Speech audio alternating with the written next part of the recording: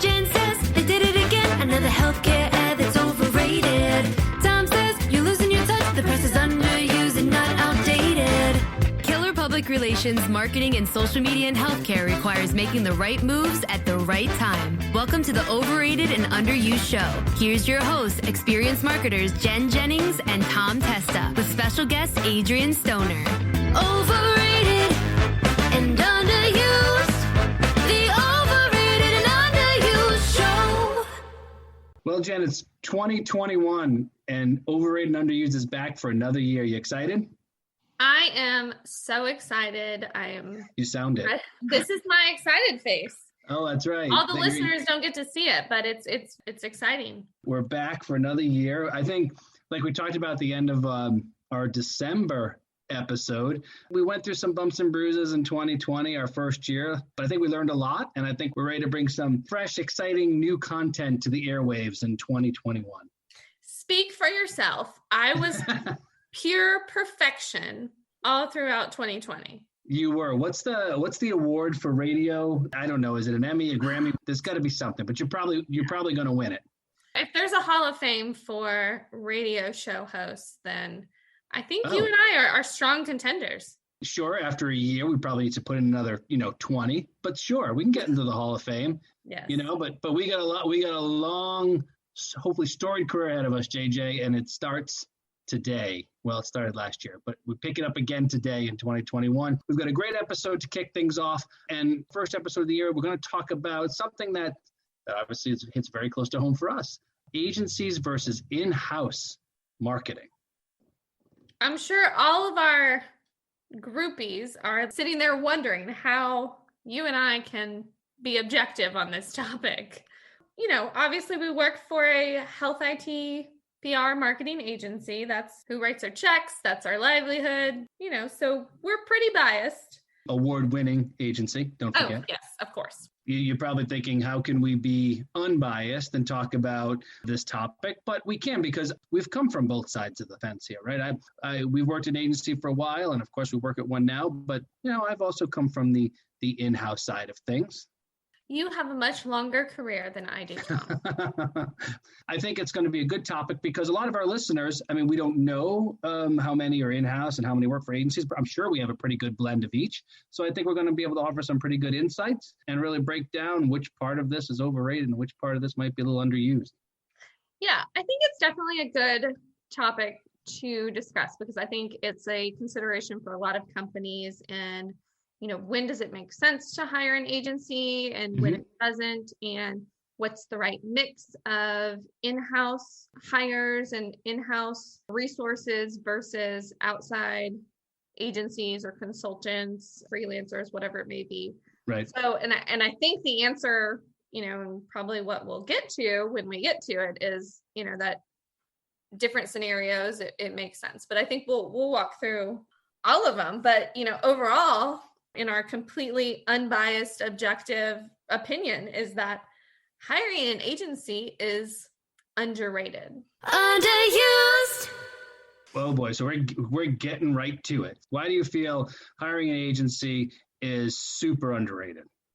Maybe we should start by saying, when we're talking about agencies, it includes full service agencies or, single outside consultants that would manage things like media relations, writing, design, marketing outreach, social media, web development, SEO, web analytics, pay-per-click, audio marketing, like we're doing right here, right? Video development, sales consulting, like so many things. And, I didn't just rattle off that huge long list to just take up time on this show. I think it's just, it's the point of what an agency can offer and their expertise kind of across a lot of areas. Yep. So I think that is really why they're underrated, in that you can tap into resources that you may not be able to effectively hire, in-house with one single person or one single hire or even just a few hires. Right. So it's the diversity, like you're saying. So with an agency, you can hire a director of marketing, a director of public relations, a social media expert, someone who does design, video. Like you mentioned a really strong list of the many talents that a full service agency like Anderson Interactive and others, as well as some of these single consultants, can bring to the table. So versus needing to hire, let's say, a team of 10 in-house individuals, you can probably hire an agency that can cover it all and then some. So you've got someone who may have been working in the PR side for 15 years, someone in the marketing side for 20 years, social media for 10 years. The combined years of experience is a ton, right? Definitely. Typically for a lot of companies, their leadership really has some level of knowledge and understanding about, some of these tactics and some of the marketing strategy or PR strategy that they want to follow. But we also talk to a lot of startup companies, and, they often come to us because their investor or tech partner told them they needed to hire an agency. They need that outside expertise that can really understand the market and tell them, what mix of those tactics would work for them and their audience and the market that they're trying to reach. So I think that is one of the benefits of an agency too, is that, they're often really this outside perspective to your company. They see other companies in the same market. They see what other companies are doing. They're kind of in the know of what's happening around them. And actually, just to the startup point that you mentioned, I think turning to a seasoned agency, an experienced agency like ours, is so helpful because they're looking for guidance on things that they haven't had to deal with before. So a startup may understand they need product promotion or company promotion and public relations activities to kind of even come potentially before a product is launched. So having the experience of marketers and public relations specialists that are part of an agency is helpful. And I think also some parts that go overlooked for startups. I think sometimes they feel like, oh, do I need that right away? I want to get sales folks involved. I want to get, product developers involved and the engineers and stuff like that. But, an agency can be a really valuable partner as you start to launch as a startup. Definitely. I think a lot of companies know that they need better promotion, better marketing, better PR strategies, but they aren't really sure how to get there. And, with some in-house teams and, maybe it's just a team of one, just depending on the size of the organization. Smaller companies, it may just be the leadership. They have the product and the company knowledge, but want to bring in somebody with the marketing and expertise. I'm on board here. I'm on board with agencies. Hiring an agency, I think, is definitely underrated. And one thing I want to throw out there, Jennifer, talk about for a second, I think we use this phrase a lot on several of our shows last year, is the whole relationship building. We talked about how relationship building is so important during, 2020, where a lot of folks weren't in person and whatnot. So the relationships were strong. And I think with an agency comes a lot of those really solid industry relationships that they bring to the table. Not to say someone in-house and their team doesn't have a lot of good, solid relationships, but you have contacts in this field. I have contacts in this field. So there's a lot of ways to bring those connections into the fold there with clients. Yeah. And I guess this is kind of something that seems so organic and natural to anybody that's worked inside of an agency. But I think, for people that work in-house or, at companies, solely focused on their one company and their product offerings and service line and that kind of marketplace, you just get so caught up in your own messaging, your own audience, that it's not necessarily hard to, but there's only so much bandwidth to really see what else is happening within the industry and how you can tie things into a larger story, larger scale message. Some people may be surprised at how many opportunities kind of come of just from what you're saying, just from the relationships that we have with media partners. And, we may be working with them on this one story and the opportunity pops up to, oh, well, I have this client that, does this. So it truly is those connections. And, if you're only selling revenue cycle management software, pretty much, all they're thinking about is revenue cycle software and how we can tell that story. And, wouldn't have that otherwise opportunity that, we kind of presented through our other conversations. Right. Right. And I think another example of relationships, even one that we were all very familiar with in 2020. 2020 was the year of webinars. It was the year of the webinar, right? It seems so. But I think an example of that agency relationship, which was very helpful, is there was a client or two who would come to us and say, hey, we're putting on this great webinar. Okay. And here's the topic. But we don't want to be just all about our company. Can you guys help us bring in that, neutral third party that can help us? Do you know anyone in the industry who could fit? And that's where they would connect with us. And we'd say, sure, through our relationships with this organization or through this client, or we have a great customer of this client or partner of this client that might really fit your webinar. And we were able to make that connection and add that extra voice to the conversation to really just make the webinar, the content, what was coming out of the thought leadership component that much more impressive. I'm not trying to give a tip to the hat to us, but I think that's where an agency can also add value that's an example of it. Yeah, no, I agree. So obviously, there are cons and downsides to hiring an agency. I don't know any. Well, there is the cost. Sure.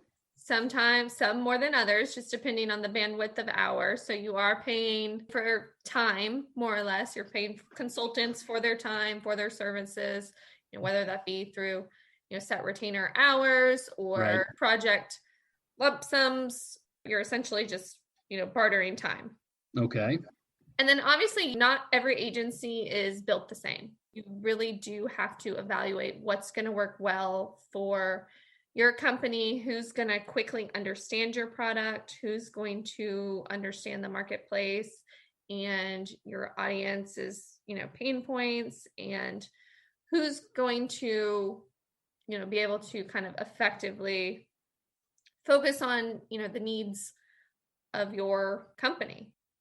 If there is a con that I think is something that we see maybe a lot of at times, is that agency that wants to spread themselves a little too thin. Sure, I can do that. I can do this. I can do that. And it's, can they deliver and at what cost? Some agencies, and they want to do everything to please a client, but in the end, the work itself isn't top quality, or they miss some things because they're spreading themselves too thin, or client number 3 gets neglected, or they try and take on too much business. I think just knowing that they are maintaining a workload that fits their staff, that fits their growth model, and not trying to get too out of control, as I think something that could be a con if those expectations aren't set in the beginning. Any way that you want to look at it, I think, it's really about a partnership and finding the right partner that works for your company. And it's not going to be the same across the board. That's why there are so many different agencies out there that, some are full service, some are very focused. And, I'm an SEO agency and I solely focus on SEO. There's advantages to going with one that you get everything under one umbrella. And then there are the advantages of going with 7 different very specialized agencies, and that they are true experts in every single item. So, it's really depends on your budget. It depends on your needs. There's no one size fits all when it comes to agencies or in-house. If you're just tuning in, you're listening to Overrated and Underused on Healthcare Now Radio. Today's episode is agencies versus in-house marketing.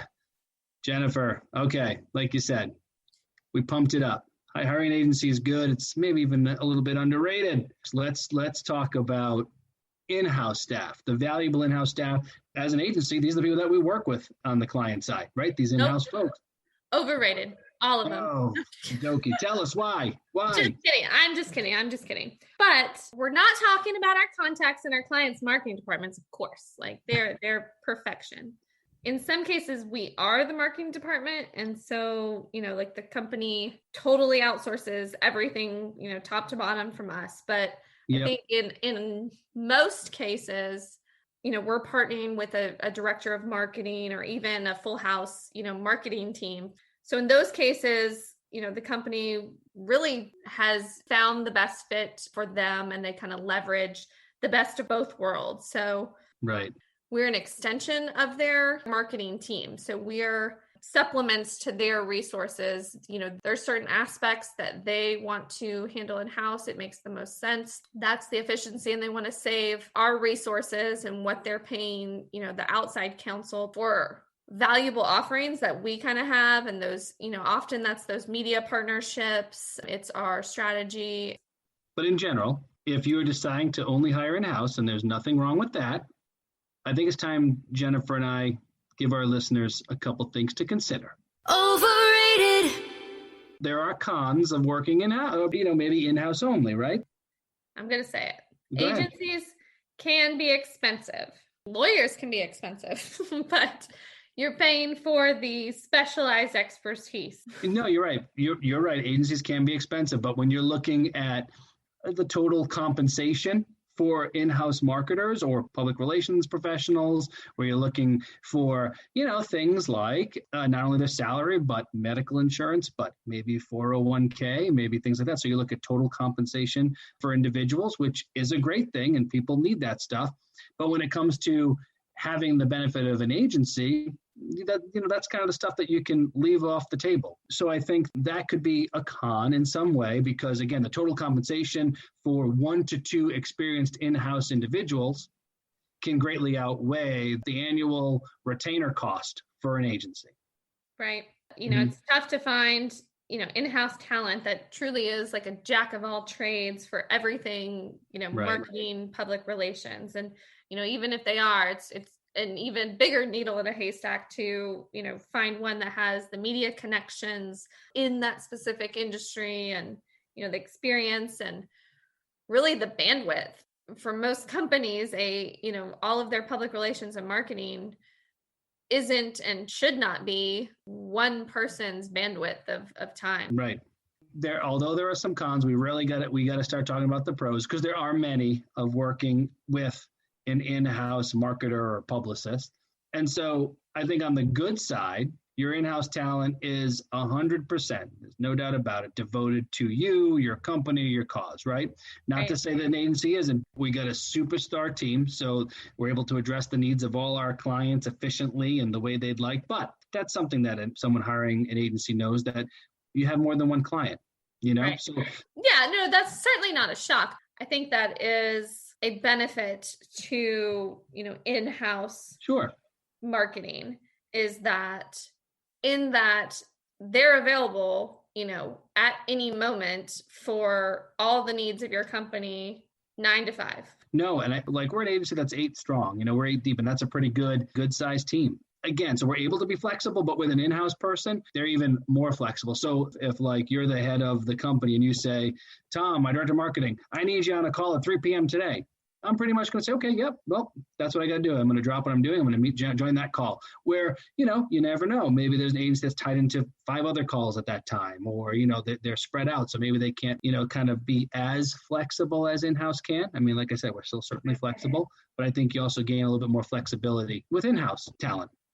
As in-house marketers, they're kind of almost privy to all the happenings, all that within the company. So they have, much better access to information than, outside consultants. No matter how much you try to bring in an outside agency into internal and partner meetings, a lot of times you don't want to eat up your hours and, the time spent with too many meetings. So it really is kind of the responsibility of the company and the agency to partner and figure out what information makes sense to kind of get passed along. But in-house people are the ones that know their company the best and know their product. You're right. Internal staffs know their equipment, their software, their executives, everything about the company, really inside and out. And we rely on them as an agency to educate us on that stuff. I mean, sure, we have access to certain people within a company, but we rely on them to take that knowledge and that insider kind of approach and help educate us so that we can do the best job for them. So yeah, I think having the internal connections and relationships that the in-house talent brings is definitely a pro to having your own in-house marketer or publicist. Yeah. I think as we're wrapping this up, we ask the question, what should organizations do? Should It's they clear. hire in-house staff or partner with an agency? It's clear, Jennifer. Hire an agency. Obviously, we love working with our clients, and I'm sure our clients feel the same, and we have a really good relationship with them. So I think it's the perfect blend of, the agency and the in-house. One may be underrated more than the other, but I think working with an agency gives you the perfect blend. Clinicians Corner. So it's time for Clinicians Corner, and this is where we like to take the topic that we just talked about. In this case, it was working with an in-house marketer versus an agency. And we like to kind of apply it to, the clinicians at the local level. So not the big vendors or the big corporations or even the big hospitals, really, but, the clinicians working in the cities and towns that we all live in too, and how they can better market and promote themselves. Yes. A lot of we say throughout this show could be, applied for both, but certainly for the clinician audience and, local providers, medical practices, they have their own nuances and, their marketing strategy is a bit different than a larger health IT vendors would be. Right. So in this instance, I think, for clinicians, the question of whether to hire in-house marketers or marketing staff versus an agency to handle public relations and marketing, it really comes down to the size of the organization. For some small practices, it's not even a question. They may not have the budget to do either. So it's up to an office manager or someone to help do any type of email outreach or promotion, or, if anything happens, many times it's the clinician owners that are doing their own marketing or asking, their office manager or staff to kind of do some of those functions. Right. Yep. No. And that's why I think it's not even on the table to hire an agency, when you're a smaller practice, for all the reasons you just said, and hopefully listening to our show, that's part of what we do, right? Although we're talking today about agency versus in-house, a lot of the tips and tactics that we offer are those that can be applied by the clinician owners or the admin at a small practice or even a one-person practice. So yeah, I think in this case, it does make sense that because of dollars that are associated with hiring a marketer, let alone an agency, it makes more sense for this to be taken in-house and even by those who kind of wear many hats within the practice. But then as you get larger and larger hospitals and health systems, typically in-house is the way to go. It's good to have someone in-house physically at a lot of these locations. Because I'm just thinking on the media relations side, let alone marketers, but when news breaks and things like that and camera crews are running and to your hospital, it's good to have someone there to help facilitate things and work with things like media directly. Yeah, there are regional agencies dedicated to healthcare providers, and sometimes that makes the most sense, but a lot of times for hospitals and health systems, if they're large enough, they may do that perfect mix balance too, where they have internal marketing departments and resources, communications departments that handle a lot of the channels themselves, but then maybe they outsource the design functions or, different aspects. So I think in just all cases, it really does depend, but, hopefully through this episode, we kind of outlined a quick glimpse of, hey, here's some of the benefits and pros and cons of each. And there's no definitive answer. There's no one size fits all. It's kind of, find the right mix, the right balance that works for your company's culture, your company's budget, the market that you're trying to reach, and go from there. Inbox with Adrienne. All right, so we have Adrienne Stoner with us, and what question do you have for us today from your inbox?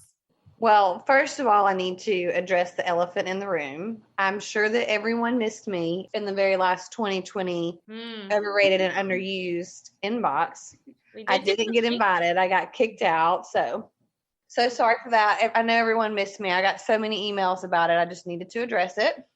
So for today's hot ticket question, we have several different varieties of the same question, and it's people wanting to know, what do we see for hot trends in marketing in 2021?